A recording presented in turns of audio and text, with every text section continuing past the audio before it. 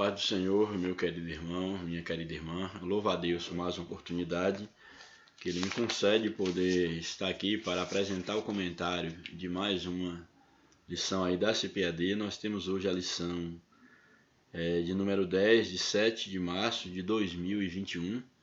A lição tem como título: O Senhor Jesus cura hoje. Muito importante esse texto, porque nós temos aqui a oportunidade de estudar. Jesus, ele veio para curar a alma do homem, trazer o homem de volta para Deus, mas também fez parte do ministério de Jesus também, não apenas curar o homem espiritualmente falando, mas também curar o homem no seu corpo físico, curar o homem nas suas emoções. E aí o título da lição mostra exatamente que Jesus Cristo, ele cura ainda hoje, ele salva, ele liberta, mas também ele cura as enfermidades, porque ele tem poder sobre a enfermidade. Aí o texto áureo da nossa lição nos apresenta o seguinte: é ele quem perdoa todas as tuas iniquidades e sara todas as tuas enfermidades. Aqui o salmista, no Salmo aí 103, verso 3, eu acho bem interessante. Esse é um dos salmos que me chama muita atenção, quando o salmista ele convida a sua alma a bendizer ao Senhor e a não esquecer de nenhum dos seus benefícios. E dentre os vários benefícios que Deus faz pelo homem, que o salmista reconhece, é exatamente o perdão das iniquidades e a cura das enfermidades. E aí ele coloca exatamente nessas palavras: é ele quem, o Senhor, quem perdoa todas as tuas iniquidades e sara todas as tuas enfermidades. Então mostra aqui, dentre os vários benefícios, dentre a missão abrangente de Jesus, mostra que ele veio em primeiro lugar para curar a alma do homem, porque é ele quem perdoa a iniquidade do homem. Mas também Jesus, ele é o Senhor que cura o corpo físico do homem. Vivemos num contexto de muita incredulidade quanto ao poder de Deus para curar. Isso porque desde o momento quando o homem ele passou a desenvolver o conhecimento científico e a deixar de colocar diante de Deus muitas coisas que antes ele colocava, antes da descoberta, por exemplo, de medicamentos, de tratamentos, de meios para poder se curar, o homem ele se valia muito da fé, de voltar-se para Deus, de orar, de buscar a Deus. E isso principalmente se tratando da questão dos evangélicos, dos cristãos. Mas chega com o passar do tempo, muitas daquelas enfermidades que o homem ele tinha e que ele buscava a Deus em oração, ele passou a tratar isso através do medicamento. Por exemplo, se você está no passado, se você estivesse com uma dor de cabeça muito forte, você orava a Deus, repreendia aquele mal e o Senhor curava da dor de cabeça. Só que quando cria os medicamentos aí para a dor de cabeça, dificilmente a partir do momento que as pessoas passam a ter acesso a esse medicamento, estou dando só um exemplo bem simplório, as pessoas passam a ter acesso a esse medicamento. Então o que as pessoas fazem? Eu não vou estar orando a Deus para tomar, no caso, medicamento. Eu vou lá, tomo, por exemplo, um Dorflex, que vai passar a dor de cabeça. Então não preciso orar a Deus nesse sentido. E aí, sem perceber, nós vamos chegando num contexto onde a dependência de Deus para algumas coisas. Estou dando só um exemplo aí em relação a uma enfermidade, a uma doença, porque a lição fala de cura, mas não só resumindo, limitando a questão da cura. Em vários âmbitos da nossa vida, nós chegamos num estágio que, quando o dinheiro pode resolver, nós deixamos de recorrer a Deus. E é claro, nós vamos perceber que tudo isso que foi Deus quem deu ao homem, é claro. Eu não posso negar que ao descobrir um remédio para a dor de cabeça, que não seja Deus curando, porque é Deus quem dá a capacidade do homem para criar um medicamento para que cure a dor de cabeça. Em última instância, é Deus quem realiza a cura. Mas o que eu quero colocar é que, com o passar do tempo, nós fomos nos distanciando de uma vida de fé, porque o dinheiro, a tecnologia, ela passou a resolver boa parte dos nossos problemas.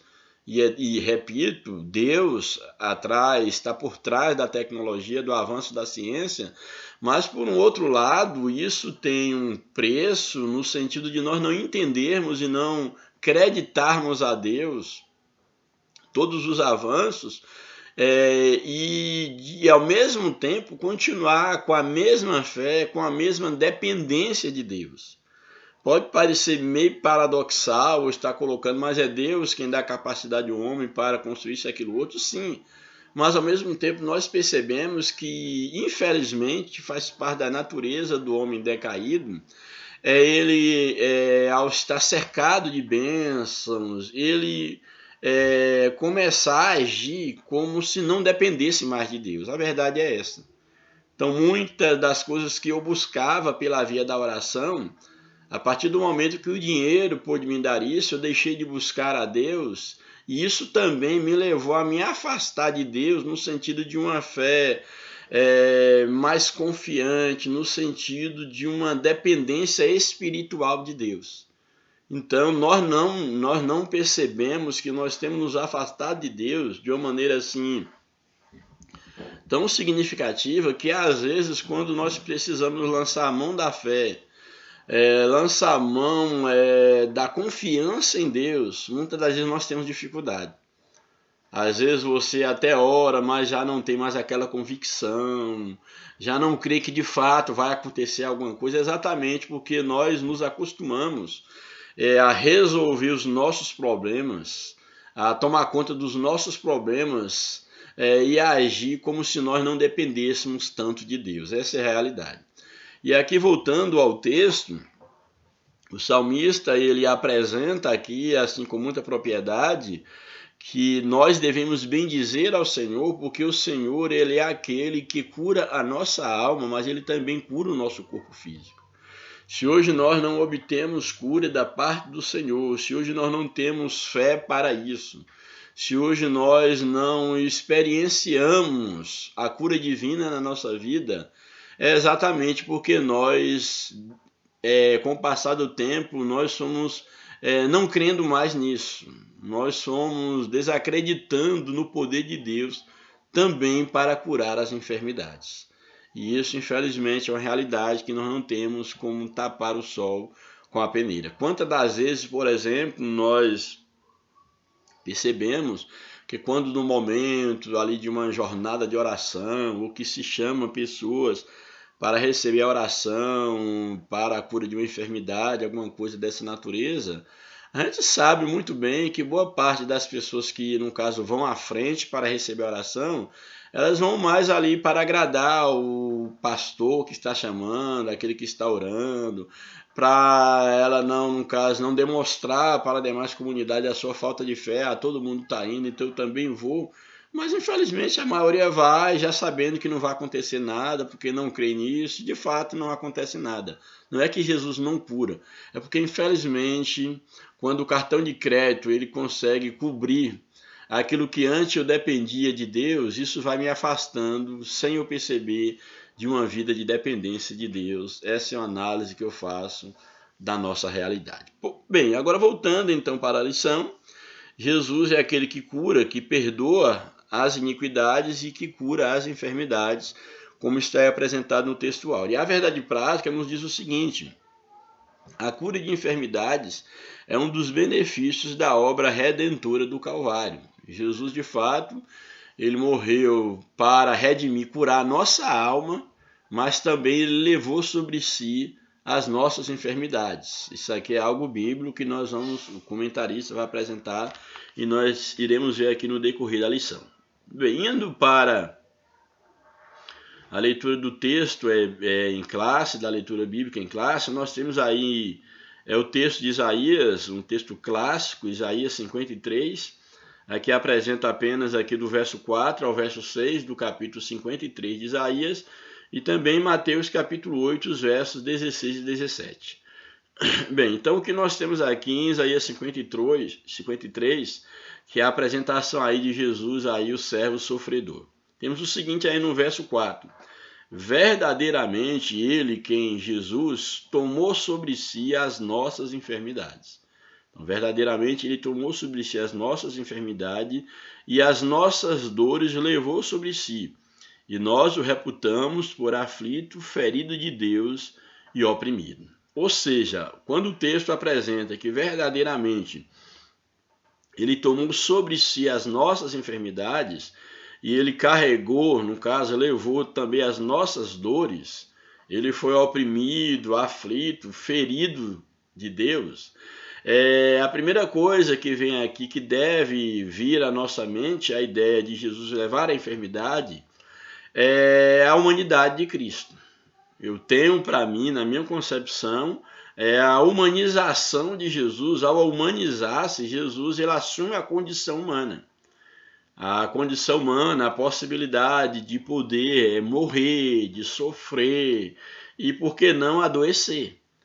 E uma vez que Jesus assume a condição humana e Jesus vem exatamente porque o homem havia pecado contra Deus, apesar de que Jesus não pecou, ele foi gerado pelo Espírito Santo, mas ele veio exatamente para assumir a condição humana, para levar na carne, levar sobre si o pecado do homem, levar sobre si as enfermidades do homem.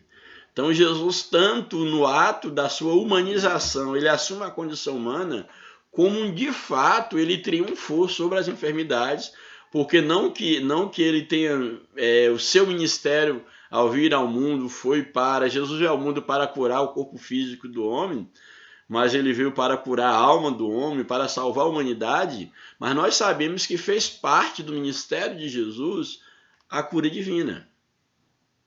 Todo o ministério de Jesus ele era acompanhado de milagres, de curas, de manifestação do poder de Deus. Então, nós não podemos negar que fez parte do ministério de Jesus, ele levou sobre si as enfermidades e, de fato, ele foi a propiciação de Deus, tanto para os nossos pecados, como também nele nós temos, no caso, a cura das enfermidades, como ele próprio coloca, o próprio Isaías aqui está colocando que ele verdadeiramente tomou sobre si as nossas dores, assumindo a condição humana, mas de fato no seu ministério foi um ministério de cura. Inclusive ele diz que os seus seguidores, os seus discípulos fariam sinais maiores do que aqueles que ele havia feito. Então Jesus ele levou sobre si, no caso, as nossas enfermidades. Ele foi ferido por causa das nossas transgressões, e aí que é o que diz o verso 5, quando nos apresenta, mas ele foi ferido pelas nossas transgressões e moído pelas nossas iniquidades. Isso aqui é muito interessante, porque aqui fala do objetivo maior de Jesus, que foi exatamente curar o homem do pecado, porque ele foi ferido. Ele sofreu, a ideia aqui dele ser ferido, fala dos nossos pecados que recaiu sobre Cristo. Portanto, ele foi ferido pelas nossas transgressões, ou seja, os nossos erros.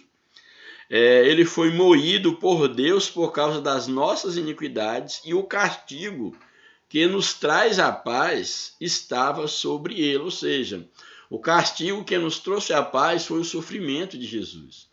Jesus ele foi castigado para que eu não fosse castigado. Ele recebeu o castigo para que eu desfrutasse da sua paz. Portanto, o castigo que nos trouxe a paz recaiu sobre ele, estava sobre ele. E pelas suas pisaduras, ou seja, pelo seu sofrimento, nós fomos sarados. Ele se enfermou para que nós tivéssemos cura. Louvado seja o nome do Senhor. Verso 6, todos nós andávamos desgarrados como ovelhas, cada um se desviava pelo seu caminho por causa do pecado, mas o Senhor fez recair sobre ele. Deus fez recair sobre Jesus. Aqui, Senhor, uma referência ao Deus Pai. Então, o Senhor, o Deus Pai, fez recair sobre ele, sobre Jesus, a iniquidade de todos. E eu acho aqui interessante, porque mostra que aqui o texto, Isaías dizer que Deus fez recair sobre Jesus a iniquidade de todos, mostrando que Jesus ele morreu por todos. A obra da redenção foi o preço pago por Cristo não por alguns sortudos, por alguns privilegiados, mas Jesus ele pagou o preço por todos. Então a obra de Jesus é uma obra completa. Deus fez cair sobre o seu Filho, no caso aí unigênito, fez cair toda a nossa iniquidade para que nós pudéssemos ser alcançados por uma eterna salvação. Aí Mateus, o outro texto que a lição nos apresenta, Mateus capítulo 8, verso de número 16, nos diz o seguinte: e chegada a tarde, trouxeram-lhe muitos endemoniados, e ele, com a sua palavra, no caso aqui Jesus, expulsou deles os espíritos, mostrando o poder de Jesus no mundo espiritual, e curou também todos os que estavam enfermos, o poder de Jesus sobre as enfermidades. E o verso 17, para que se cumprisse, isso aqui é bem interessante, aquilo que Mateus, a leitura que Mateus faz do texto de Isaías, aí 53, quando fala que ele tomou sobre si, verdadeiramente ele tomou sobre si nossas enfermidades. Então essa interpretação Mateus dá para mostrar que de fato Jesus ele veio curar o espírito do homem, mas também ele veio curar o corpo físico do homem. Ele trouxe cura, melhor dizendo, para o corpo físico do homem. Porque aí o verso 17 do capítulo 8 de Mateus diz o seguinte: quando no verso 16 ele falou de Jesus expulsando espíritos imundos, curando, no caso, todos os que estavam enfermos, o verso 17 ele fecha dizendo: para que se cumprisse, Jesus fez isso, expulsar demônio, libertar o homem, curar as enfermidades, para que se cumprisse o que fora dito pelo profeta Isaías, que nós lemos.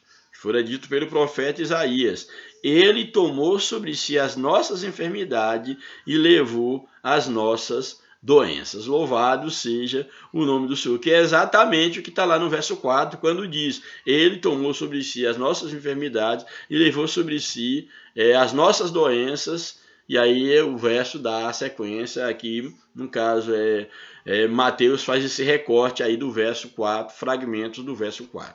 Então mostrando exatamente, e aqui Mateus está mostrando que essa profecia que apontava para o servo sofredor, que ele levaria a enfermidade e curaria as enfermidades, para embaçar de fato que Jesus é aquele que cura também. Não só cura no espírito, mas ele também cura o corpo físico do homem. Louvado seja o nome do Senhor. Indo para o comentário da lição, a introdução nos apresenta: assim como Jesus fez no passado, ele deseja atualmente curar e libertar os enfermos e os oprimidos. Ele demonstrou misericórdia e compaixão ao tomar sobre si as nossas enfermidades e dores. O caráter e a compaixão de Jesus permanecem imutáveis na atualidade. Deus é fiel para curar as nossas enfermidades. Ou seja, o Senhor ele tem poder sobre as enfermidades. Jesus curou no passado e ele pode estar curando no presente. É necessário que nós tomemos posse disso, que nós de fato confiemos no Deus que cura, no Jesus que levou também sobre si as nossas enfermidades. Louvado seja o nome do Senhor para sempre. Aí o primeiro tópico da lição nos apresenta o seguinte: a cura divina na Bíblia. A cura divina na Bíblia tem a ver com a saúde pública, no caso no Antigo Testamento, a prevenção das doenças como uma orientação bíblica, e a cura divina, no caso, e as curas do Novo Testamento. Ou seja, na Bíblia, a cura é apresentada, no caso, lá no Antigo Testamento, como uma questão de saúde pública, de prevenção de doenças, e também a cura na Bíblia ela é apontada também, no caso, no Novo Testamento, Jesus e os seus seguidores ali curando os enfermos. Aí o primeiro tópico, ou o primeiro subtópico desse primeiro tópico, nos apresenta a saúde pública no Antigo Testamento. Em Israel, a saúde era uma promessa de Deus, mas o povo tinha que fazer a sua parte. Deus garantiu a saúde dos filhos de Israel desde que eles cumprissem os termos do pacto do Sinai. Quais eram os termos? Havia termos, vários termos, e cumprindo esses termos, vinha a promessa, então: nenhuma das enfermidades porei sobre ti, das enfermidades que pus sobre o Egito, porque eu sou o Senhor que te sara. Então aí o Senhor que sara ele se comprometeria em curar o teu povo, em trazer saúde para o seu povo, desde que eles cumprissem os preceitos, lá os 10 mandamentos, os preceitos, as ordenanças divinas para o seu povo. Portanto, a vida dos israelitas era centrada no seu Deus. A cura de enfermidades em Israel era essencialmente milagrosa, principalmente acerca das doenças graves. O remédio não estava nos médicos como nos povos vizinhos, mas em Deus. Então, dentre os atributos de Deus estava lá que ele era o Deus que cura, é o Senhor que te sara. Israel, ele devia obediência a Deus e ele deveria depender de Deus em tudo, inclusive para ter saúde, para ser curado. Louvado seja Deus. Aí o segundo subtópico, nós temos a prevenção de doenças bíblica. A alimentação saudável, a higienização adequada são bons hábitos que contribuem para a boa saúde. Nós vimos isso que lá na Antiga Aliança já havia ordenanças para que o povo de Israel cuidasse, inclusive, da higiene, da questão da alimentação, dentro daquelas condições ali do deserto, como as condições de higiene eram as mínimas possíveis, pela própria questão da falta de acesso à água com abundância, etc. Então havia algumas coisas que era necessário que se fizesse, e Deus, até com isso, Deus se preocupou com a higiene do seu povo, com a saúde pública do seu povo.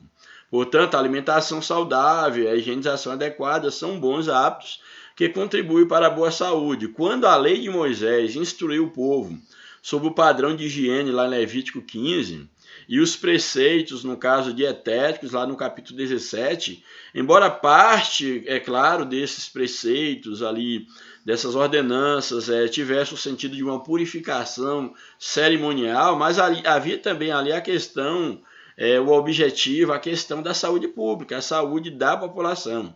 Então isso mostra exatamente o interesse de Deus pelo homem como um todo.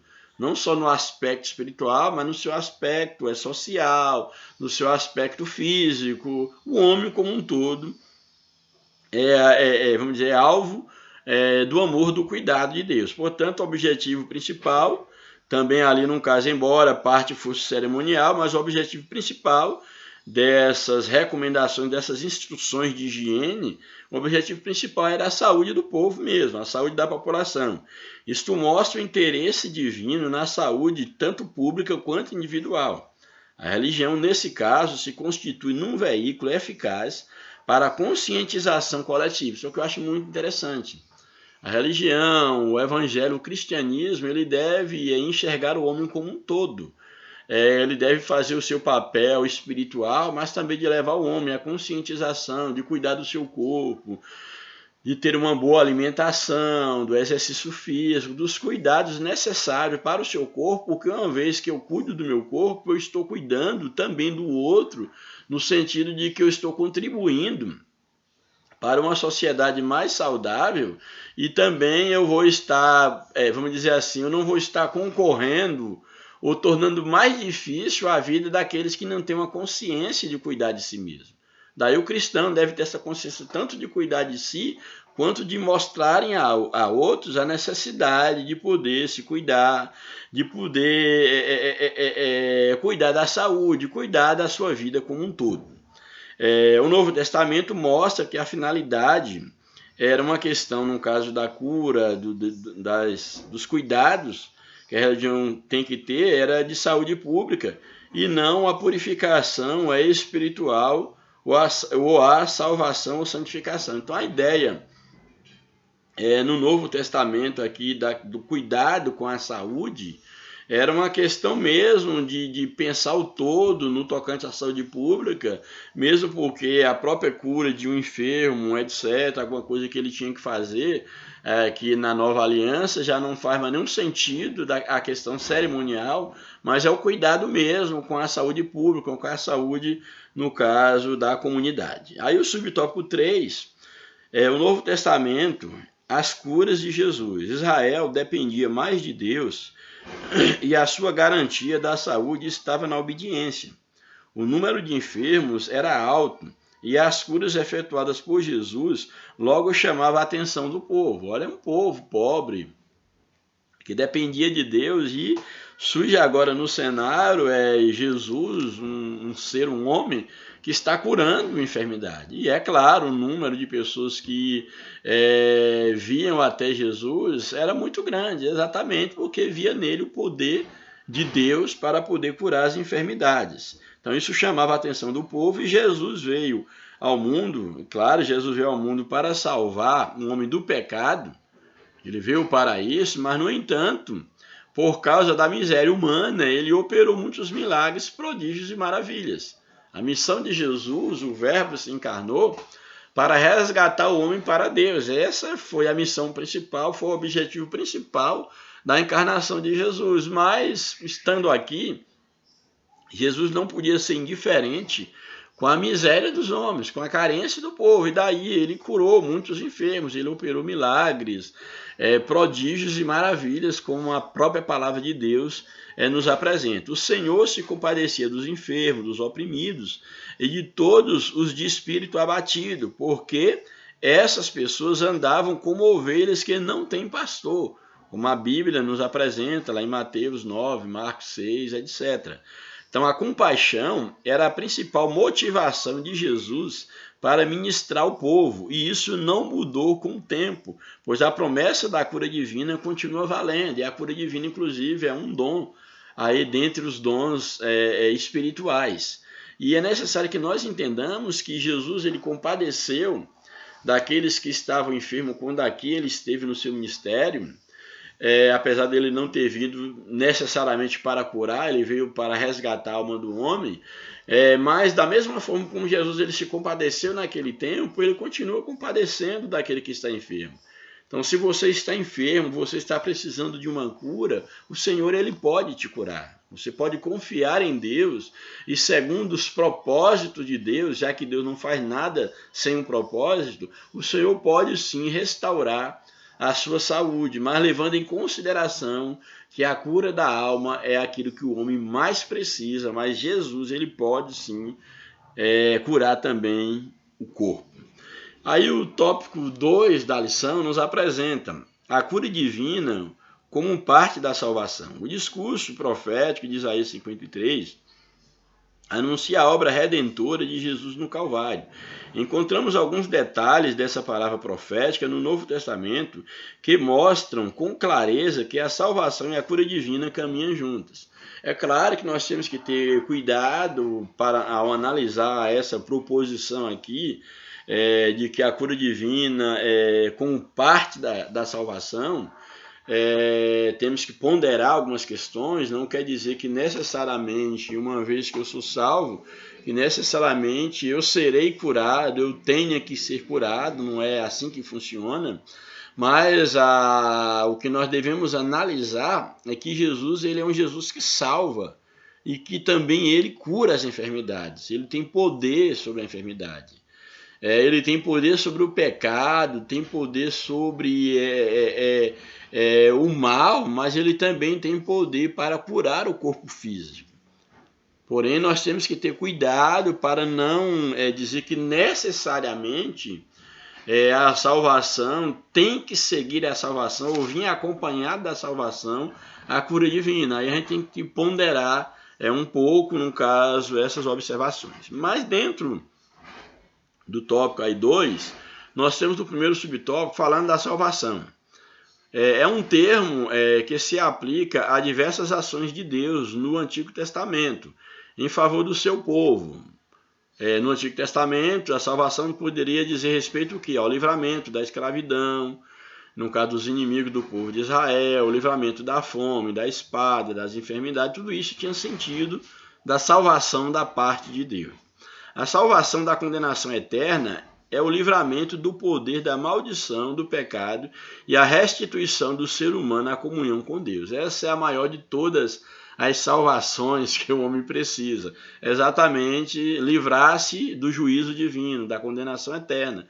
E para isso, Cristo, ele recebeu sobre si o juízo divino para nós podermos escapar do juízo de Deus, porque o maior medo do homem, o maior temor que o homem tinha e que tem que ter é do juízo de Deus. E estando escondido em Cristo, sendo alcançado por Cristo, nós estamos livres da ira de Deus, porque em Cristo foi pago o preço pelas nossas iniquidades. Louvado seja o nome do Senhor. Portanto, a salvação da condenação eterna significa exatamente esse livramento da maldição do pecado e a restituição do ser humano à comunhão com Deus. Portanto, Deus ele propôs salvação para todas as pessoas. Eu acho isso aqui interessante, que Deus ele propõe salvação a todos os homens, e a condição para que essas pessoas sejam salvas é exatamente a fé em Cristo Jesus e o arrependimento dos seus pecados. Eu acho muito interessante porque aí no livro, por exemplo, no livro de Tito, Tito, capítulo de número 2, verso 11, diz o seguinte, Tito 2,11: porquanto a graça de Deus se manifestou salvadora a todos os homens. Então Jesus morreu para trazer salvação a todos os homens. Essa é a ideia, esse é o campo, o raio, vamos dizer assim, de alcance da salvação, que é para todos os homens. E as condições colocadas é que o homem, ele pela fé, ele se volte para Jesus, arrependido dos seus pecados, para que a graça de Deus possa alcançá-lo. A salvação é pela graça, e a fé é uma resposta à graça de Deus. Louvado seja o nome do Senhor. A vontade de Deus é a salvação de todos os seres humanos. Mas para isso, cada pessoa precisa se arrepender de seus pecados e se converter ao Senhor Jesus. Como lá no livro de Atos, capítulo de número 17, nós vamos ter lá no verso de número 30, diz o seguinte: ora, não levou Deus em conta os tempos da ignorância, agora, porém, notifica aos homens que em toda parte se arrependem. Então esse é o evangelho pregado por Cristo, é o evangelho pregado pela igreja, que é o evangelho do arrependimento, do reconhecimento de pecado, porque Cristo ele veio trazer salvação para todos os homens. Louvado seja o nome do Senhor. Então esse é o conceito da salvação, no caso trazida ou no caso efetuada por Jesus.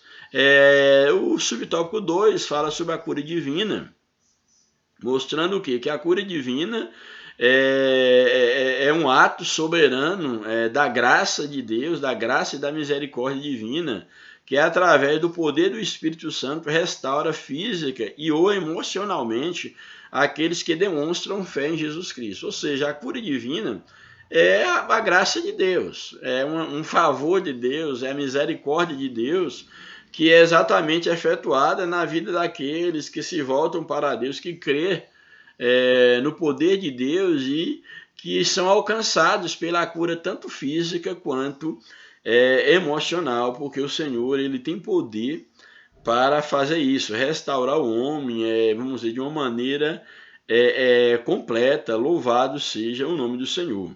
É tendência nossa procurar logo os médicos em caso de doença. Isso não há erro nenhum, o comentarista coloca. Jesus mesmo disse que os doentes precisam de médico, não há erro. Está doente, procurar um médico, não há erro.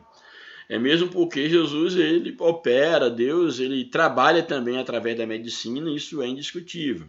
Lucas, por exemplo, ele era um médico, mas mesmo assim, num caso, nós temos que entender, mesmo Jesus, no caso, não é errado procurar médico. Jesus falando que, no caso, os enfermos precisam de médico, Lucas era um médico, mas é como eles colocam, mesmo assim, um milagre acontece também pelos recursos. No caso, Deus pode operar por meio da ciência, e a ideia de milagre por meio da ciência é um campo de que merece uma discussão, mas Deus pode operar por meio da ciência, e ele opera porque ele tem dessa capacidade ao homem. Porém, nós não podemos rebaixar o milagre à cura da ciência, a cura por um medicamento, mesmo sendo Deus que dá a capacidade ao homem. Mas o milagre ele está no campo de algo sobrenatural. Então, apesar que o comentarista aqui ele acaba sinalizando milagres através da ciência. É claro que Deus pode e Deus está por trás da ciência, mas a gente não pode esquecer, vamos dizer assim, o âmbito do que é milagre, qual o lugar do milagre, para não, vamos dizer assim, não diminuirmos a ação divina. Mas convém salientar que temos um recurso divino seguro para a cura das enfermidades. Aí aqui o comentarista aqui, ele aborda esse recurso divino, ele coloca a ministração da unção com óleo em nome do Senhor sobre os enfermos. Aqui eu faço uma ponderação, apesar aqui do comentarista aqui da lição, ele apresentar assim, não dar maiores detalhes, e eu tenho um certo receio, uma resistência quanto a isso, porque ele termina esse subtópico 2 mostrando o seguinte, mais convém salientar que temos um recurso divino seguro para a cura das enfermidades, que é a ministração da unção com óleo em nome do Senhor sobre os enfermos. Deve-se ter muito cuidado dessa questão da unção com óleo, porque nós não podemos esquecer o contexto no qual era usado ali a unção com óleo, o contexto e qual era a finalidade da unção com óleo. Nós vamos ter, por exemplo, no Antigo Testamento, a unção para ungir, no caso, um sacerdote, para ungir um rei com óleo. Também o óleo era usado dentro daquele contexto, quando fala de ungir, no caso, a cabeça com óleo, ou ungir as feridas com óleo, com azeite. Ali era, de fato, vamos dizer assim, o azeite era usado como um remédio mesmo, de fato, para poder curar ali, no caso, uma bicheira, curar, trazer refrigério. Então havia o valor, vamos colocar assim, medicinal do óleo mesmo em si. Então deve-se ter cuidado nessa questão da unção, mesmo porque quando eu não estou menosprezando a simbologia da unção, e a igreja que ainda faz isso, unge os enfermos, mas na verdade, em última instância, o que cura o enfermo no aspecto espiritual não é o óleo, é o poder da fé, no caso é o próprio Deus quem cura. Há uma simbologia na questão do óleo, havia o óleo no sentido de ter uma finalidade prática mesmo, de ungir um rei, um sacerdote, de curar uma ferida mesmo, de fato, trazer alívio, e tem toda aquela finalidade curativa, mas devemos ter muito cuidado para não tornar algo muito simplório, no aspecto de mostrar a cura, o óleo pelo óleo. Não, passou o óleo, esse óleo é ungido, então o óleo pelo óleo vai curar, como se a unção em si estivesse no óleo. Então, eu tenho uma certa resistência quanto a isso. Então, nós devemos ter cuidado, mesmo porque quando nós vamos ver aqui a ideia do texto, aqui quando fala da unção com óleo, nós vamos ver aqui que o óleo, deve-se fazer uma leitura dessa unção do óleo, que não será, no caso, não é a unção com óleo aqui, não pode ser vista, segundo alguns estudiosos, e eu também, é claro, nem sempre pensei assim, mas hoje eu já penso diferente, que não devemos limitar ou fazer essa leitura da unção com óleo, principalmente aqui no texto de Marcos 6, que eu vou estar lendo para vocês, que é o texto que o comentarista apresenta, não ver essa unção com óleo no sentido religioso, no sentido milagroso, mas assim, tendo uma conotação médica. Uma conotação médica, mesmo porque que no caso aqui, sendo usado então o óleo como uma espécie de um remédio, vamos dizer assim, e seguido para da oração, como o texto está dizendo. A oração, no caso, fala da oração, dessa unção com óleo, como sendo óleo, como esse primeiro momento de trazer um certo alívio para o enfermo, mas a ênfase maior que o texto dá não é na unção em si, mas na fé, no poder da fé, e aí, no caso, como o canal da oração. Aí, por exemplo, Marcos, capítulo de número 6, verso 13, que é o que o comentarista aqui apresenta, Marcos 6, verso 13, diz o seguinte, expeliam muitos demônios, poder de Deus, no caso aqui, aqui fala do ministério de Jesus, expeliam muitos demônios e curava numerosos enfermos, ungindo-os com óleo. E aí, no caso, nós vamos ter textos na Bíblia, por exemplo, aqui Tiago, capítulo, que é um outro texto aqui apresentado pelo comentarista da lição aí, e vale a pena nós estarmos analisando, Tiago, capítulo 5, o verso de número 14 e 15, Tiago 5, 14 e 15, diz o seguinte, verso 13, está alguém entre vós sofrendo? Faça oração. Está alguém alegre? Cante louvor. Está alguém entre vós doente? Chame os presbíteros da igreja e esses façam oração sobre ele, ungindo com óleo em nome do Senhor. E a oração da fé salvará o enfermo e o Senhor o levantará. Então aqui a ênfase aqui na cura, no levantar, está na fé. Aqui fala, estando alguém enfermo, chama os presbíteros, unge com óleo, que aqui dá mais uma ideia desse poder medicinal, mas a ênfase maior que o texto daqui é para a oração da fé, portanto para a fé. A fé como sendo aqui o poder de Deus para curar a enfermidade. Então é necessário que a gente faça essa observação para não tomar a unção pela unção, o óleo pelo óleo, como se nele em si estivesse esse poder milagroso, religioso, espiritual, e não é necessariamente isso que o texto ele está apresentando.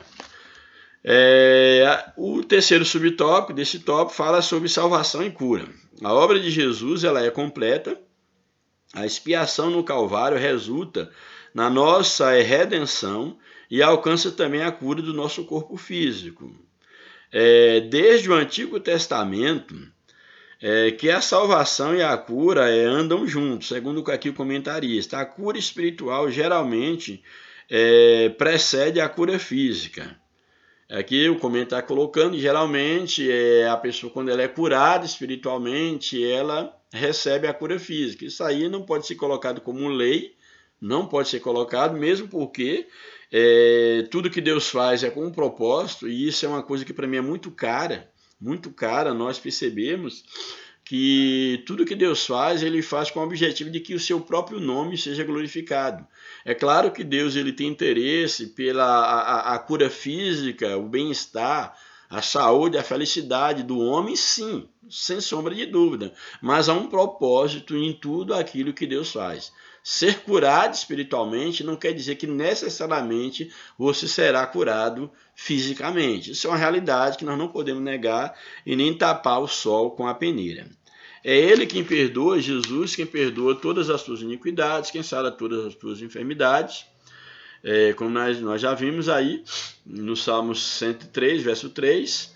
E aí o comentarista continua, a cura do paralítico de Cafarnaum, no caso aí Mateus 19, Mateus 9, melhor dizendo, verso 1 e 8, e passagens paralelas nos evangelhos sincrônicos, os sinóticos, melhor dizendo, revela essa verdade. A vontade de Deus é, portanto, curar tanto a alma quanto o corpo.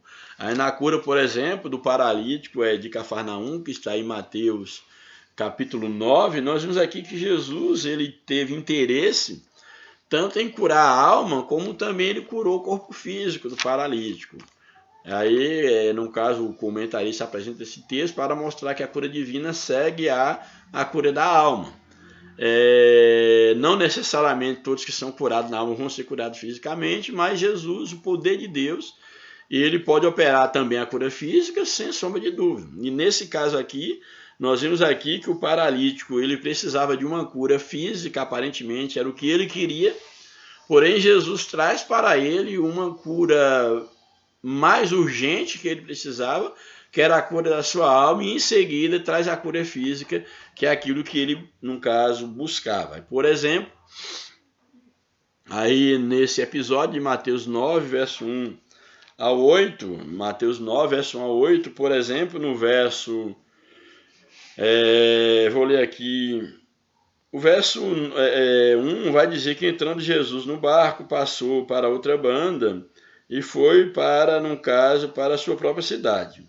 Aí fala aqui o verso 2, e eis que trouxeram, no caso, um paralítico deitado num leito, vendo-lhe a fé, Jesus vendo a fé desse paralítico, ele diz, tem bom ânimo, filho, estão perdoados os teus pecados. Então, quando Jesus diz, estão perdoados os teus pecados, Jesus está trazendo o quê? Cura espiritual para esse paralítico. Está perdoado os teus pecados. Há um questionamento dali dos escribas sobre o absurdo do que Jesus estava falando, perdoar pecado. Quem é esse que pode estar perdoando o pecado? E aí Jesus, no caso, na sequência, depois de sondar, no caso, o coração, a mente deles, lá no verso 6, ele vai dizer, ora, para que saibais que o Filho do Homem tem poder sobre a terra, tem autoridade para perdoar pecado, disse então o paralítico, levanta-te, toma o teu leito e vai para a tua casa. Aí o verso 7 diz que, levantando-se, partiu para a sua casa. Aí Jesus agora traz então a cura física para aquele paralítico, mostrando o seu poder também sobre as enfermidades e o seu cuidado também para com os enfermos. Louvado seja o nome do Senhor para sempre. E aí o verso, o subtópico 4 apresenta Isaías 53, verso 3 e 4, que nós já fizemos aqui uma breve apresentação, só que aqui apresenta o verso 3, uma reflexão ainda do verso 3, que vai mostrar exatamente aí em Isaías 53, o verso, como o texto apresenta verso 3 e 4, no caso o texto começa do verso 4, o verso 3 aqui é retomado pelo escritor mostrando que é o seguinte, que Jesus ele era desprezado, mas rejeitado entre os homens, homem de dores, que sabe o que é padecer, como de quem os homens escondem o rosto. Ele era desprezado, não fizemos caso dele, e aí certamente ele tomou sobre si as nossas dores, carregou com as nossas enfermidades. Então aqui nesse tópico, aqui desse último subtópico, do segundo tópico, ele vai mostrar Isaías, no caso aí Isaías 53, verso 3 e 4, e vai dizer o seguinte, o Novo Testamento interpreta Isaías 53 como a provisão de Deus em Cristo para curar, para a cura física e espiritual, como nós vimos lá Marcos falando que era para se cumprir aquilo que estava dito no profeta Isaías. Portanto, aqui o Evangelho de Mateus aplica a palavra, ele tomou sobre si as nossas enfermidades e as nossas dores ele levou sobre si. O Evangelho de Mateus vai aplicar isso e ele vai relacionar isso ao ministério de cura de Jesus. O verbo sarar, em pelas pisaduras foram sarados, foi pelas pisaduras colocado, pelas suas pisaduras fomos sarados, temos aí então o verbo sarar, indica a cura física. Isso está muito claro nas inúmeras curas que Jesus realizou, mostrando que de fato isso se cumpriu, também o poder de cura se cumpriu no ministério de Jesus, uma vez que ele realizou muitas curas físicas. Essa cura é também espiritual, o fato de Jesus ter levado as nossas enfermidades e as nossas iniquidades, fala de uma cura espiritual, isso diz respeito à salvação, levando ele mesmo em seu corpo os nossos pecados sobre o madeiro, para que, mortos para o pecado, pudéssemos viver para a justiça. E pelas suas feridas foste sarada. Aí Pedro, na sua carta, a primeira carta de Pedro, capítulo 2, verso de número 24. E o último tópico da lição, a cura divina e os desafios atuais. Os desafios atuais são diversos e, dentre eles, saber sobre a natureza da enfermidade, se o problema é físico ou espiritual, e ter um discernimento sobre a vontade de Deus. Isso aqui é um ponto muito interessante.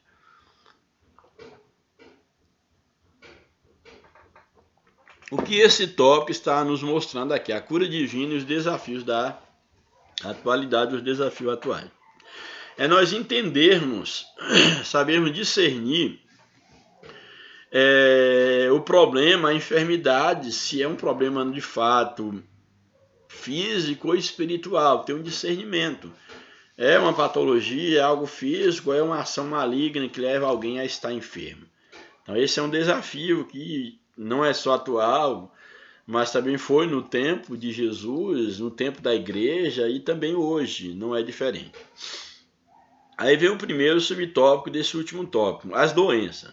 As enfermidades são uma das causas de maior sofrimento do ser humano. Dos maiores sofrimentos do ser humano é exatamente as doenças, as enfermidades.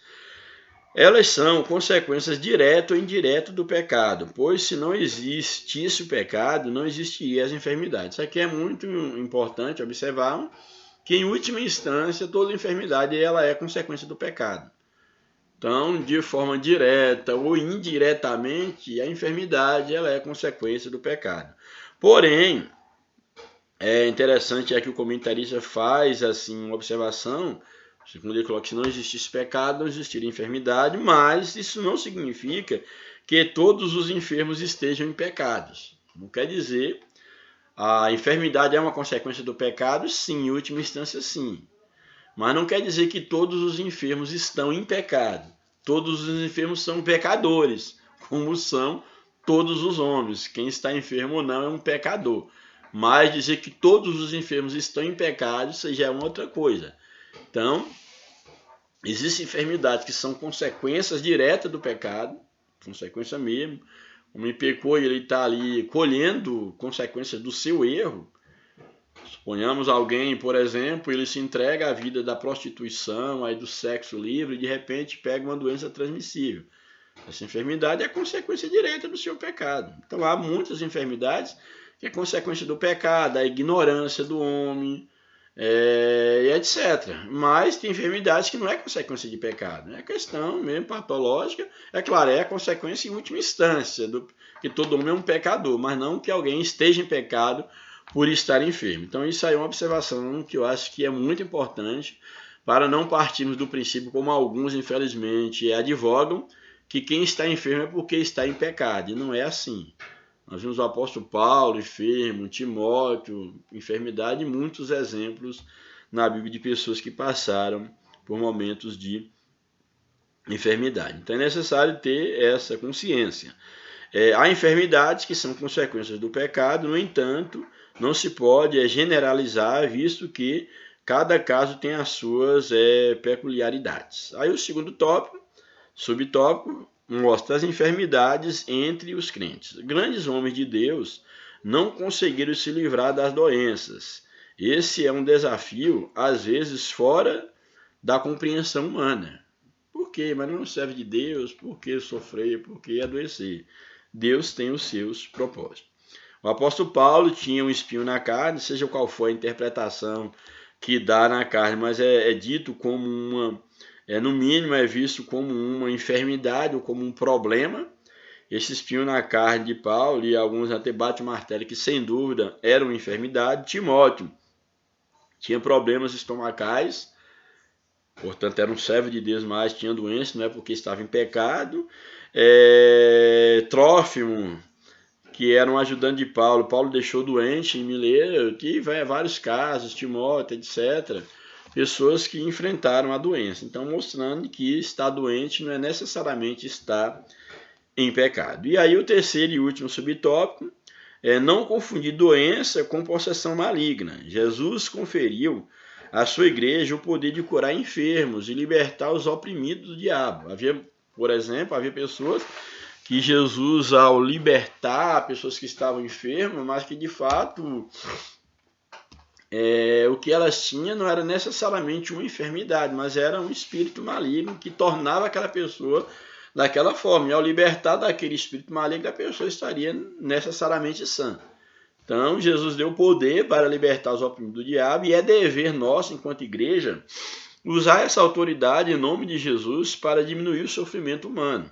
Jesus tem saúde para dar a todos os enfermos, mas nem sempre compreendemos o plano de Deus, ou seja, Jesus só cura com um propósito. Imagine você estar doente, por que Jesus te curaria? Para a tua felicidade, ele pode te curar sim, mas há um propósito também maior na tua cura. Imagina alguém que passa a vida toda, enquanto tem saúde, ele não viveu uma vida para glorificar a Deus, não viveu uma vida para ajudar o outro. E de repente uma pessoa dessa, ela está enferma e ela quer ser curada. Mas ser curada para quê? Para continuar mesquinha, continuar ignorante à vida, ignorante à necessidade do outro, ignorante ao próprio Deus.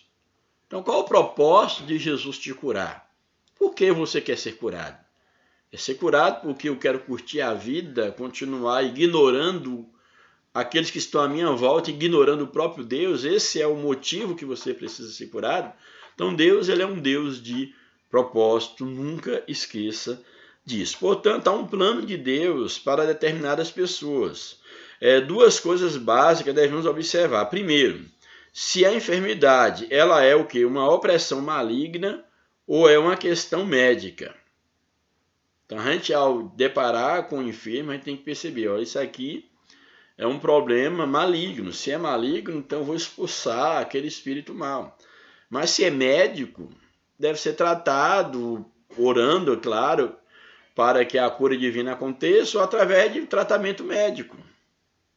Mas aqui o que o comentarista ele chama a atenção, que eu acho muito interessante, é ter cuidado para não estar expulsando um demônio onde não há demônio. Porque isso pode trazer um prejuízo muito grande, isso machuca as pessoas, traz um prejuízo muito grande para as pessoas. Imagina alguém está enfermo, está sofrendo e de repente lá alguém que se diz homem de Deus, mulher de Deus, está ali expulsando o demônio, sendo que não há demônio na vida dessas pessoas. Quer dizer, essa atitude causa um mal maior do que a própria enfermidade que a pessoa está enfrentando. Então é necessário que tenhamos sabedoria para termos discernimento da parte de Deus, quando de fato é uma influência maligna e quando é uma enfermidade mesmo, que precisa, quem sabe, procurar um médico ou que podemos orar para Jesus realizar a cura. Mas não tentar espiritualizar tudo e ver demônio onde não existe demônio. Então é necessário termos sabedoria da parte do Senhor, ou seja, nós temos que entender que Jesus, no caso, ele é o Senhor de tudo e que ele pode fazer, no caso, o impossível na vida de alguém e que nós temos que buscar a Deus, invocar o nome de Jesus, até mesmo ministrar uma bênção sobre a vida de alguém, mas sempre debaixo do discernimento espiritual e também, acima de tudo, da direção divina. Mesmo porque nós temos que ter consciência, o comentarista aqui, ele aborda isso, eu achei bem interessante, quando diz o seguinte, olha, devemos entender que Jesus ele é Senhor e não servo. Ele cura como quer, onde quer, e eu ainda acrescentaria aqui quem ele quer, acrescentaria, de acordo com a sua vontade.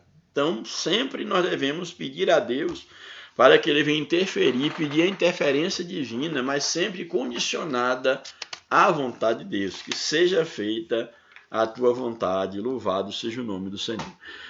E a conclusão da lição nos apresenta, precisamos saber que a cura divina ela é real e atual. Além disso, devemos entender que o Senhor Jesus ele cura quando, como, onde, eu colocaria quem, ele quer e não da maneira que às vezes nós pensamos. Então que Deus nos ajude, que Deus nos oriente, que nós possamos entender que de fato Jesus ele é o Senhor que cura. Ele cura a tua alma, ele cura o teu espírito. Mas mesmo a despeito da descrença que tomou conta do homem moderno, a despeito do quanto nós nos distanciamos de Deus, que muitas das vezes nós nos encontramos numa situação que nós queremos ter atitude de fé, nós queremos agir em determinadas situações com fé, mas nós nos vemos enfraquecidos, porque nós, vamos dizer assim, nós nos desacostumamos a andar pela fé. Eu sempre gosto de brincar com o pessoal quando eu estou ensinando, que às vezes hoje nós não percebemos muito manifestar de Deus através, por exemplo, da cura divina, que é o tema da lição. Não é que o Senhor não cura, mas porque nós vivemos dentro de um contexto onde muitos dos problemas que nós levávamos para Deus para que Ele resolvesse, nós mesmos resolvemos. Há muita coisa que eu buscava a Deus em oração, hoje o cartão de crédito, que na verdade é um cartão de dívida, resolve. Então eu não peço mais a Deus.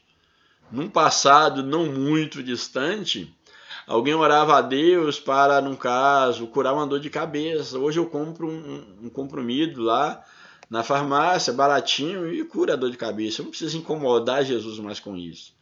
Eu orava para Jesus no passado, orava, fazia campanha para Jesus me dar uma bicicleta. Hoje eu compro uma bicicleta com facilidade, uma moto, um carro, etc. Então nós não nos damos por conta que muito daquilo que eu dependia de Deus eu vou resolvendo por conta própria, e isso, em certo sentido, enfraquece a minha relação com Deus. Eu não estou dizendo que eu devo ficar esperando de Deus tudo, sendo que tem um medicamento para dor de cabeça que eu não devo comprar. Não estou dizendo isso. Mas o que estou colocando é que no passado nós agíamos com maior dependência de Deus. Uma dorzinha doesse, uma dor de cabeça, uma dor na unha do pé, era motivo de levar a Deus em oração. Se quisesse comprar uma sandália, uma roupa, uma bicicleta, tudo que nós quiséssemos, a gente orava por aquilo, jejuava, consagrava. Hoje nós não fazemos mais isso. Se nós formos parar para analisar, nós só recorremos a Deus em última instância. Depois que todos os recursos se esgotaram, depois que já procurei um amigo, o pai, a mãe, o pastor, o médico. Quando eu sou desenganado por todo mundo, aí como eu não tenho mais nada a perder, não tenho mais a quem recorrer, aí eu vou recorrer a Jesus. Então isso mostra o quanto nós nos distanciamos de uma vida de fé. E hoje, quando nós vemos que tornou escasso, e que hoje, quando acontece um milagre, ele tem que ser anunciado, ele tem que ser propagado, tem que se fazer todo um marketing em torno de um milagre, tem que se fazer aí um movimento para despertar a fé para ter um dia específico do milagre, da atuação de Deus.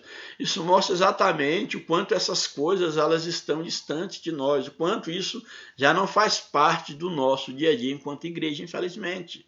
A cura divina, o sobrenatural, a manifestação de Deus, infelizmente nós nos tornamos tão secularizados que isso não faz parte do nosso dia a dia, e quando isso acontece é digno de notícia. Se nós formos analisar no passado, quando nós vivemos num contexto de maior dependência de Deus, milagre era coisa, vamos dizer, apesar de ser uma atuação sobrenatural, mas no nosso meio a cura divina, a manifestação do sobrenatural era algo, vamos dizer assim, sendo meio paradoxal, era algo natural, sendo paradoxal, era algo normal. Mas infelizmente nos distanciamos muito da dependência de Deus. Mas que o Senhor nos ajude, que nós possamos de fato voltar a depender de Deus, e quando eu digo dependência de Deus, não é só no sentido de uma cura, não. Não, eu quero ser curado, eu estou com um problema. Não precisa necessariamente, não deveria necessariamente ter problema para eu depender de Deus. Não. Então, quando eu estiver enfermo, eu vou depender de Deus. Quando eu precisar das coisas, não é isso que eu estou falando. Estou dizendo que nós devemos desenvolver uma comunhão, uma relação com Deus, para que eu seja dependente de Deus, independente, e sendo redundante, de que eu esteja bem ou não, que eu esteja doente ou são, que eu tenha ou que eu deixe de ter. A vida do cristão deve ser uma vida de relacionamento, de dependência constante de Deus. Que Deus nos abençoe, um grande abraço, oreis por nós, e que a bênção de Deus esteja sobre a sua vida, a sua família, você que está precisando de uma cura espiritual. Jesus, ele pode curar a tua alma, ele pode sarar o teu espírito, o teu coração, ele quer te salvar. E você também que está precisando de uma cura, de uma enfermidade, que o Senhor ele esteja trazendo cura para você agora, no nome de Jesus, segundo a vontade e o propósito de Deus. Que Deus nos abençoe, um grande abraço, oreis por nós, em nome de Jesus, a paz do Senhor. Amém.